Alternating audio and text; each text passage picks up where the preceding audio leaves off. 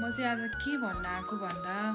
हामी एउटै देशको हो हुनलाई होइन बजे पोखराको ऊ चाहिँ कता रे मोरङको विराटनगरको ऊ चाहिँ सिन्धुपाल्चोकको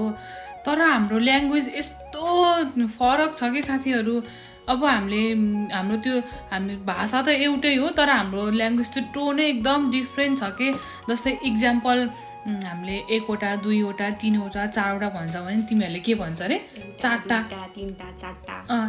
भन्छ कि चारवटा भने खास चारवटा हो नि त भन्ने होइन तर चारवटा कस्तो कस्तोहरूको ल्याङ्ग्वेजहरू कस्तो डिफ्रेन्ट हुने कि अनि कस्तो स्मुथ हुने कि पूर्वेलीहरू बोलेको चाहिँ मलाई एकदमै मनपर्छ कि साथीहरू यति भनिदिएको मक्ख परेर धुमधाम छ हेर्नु न यहाँ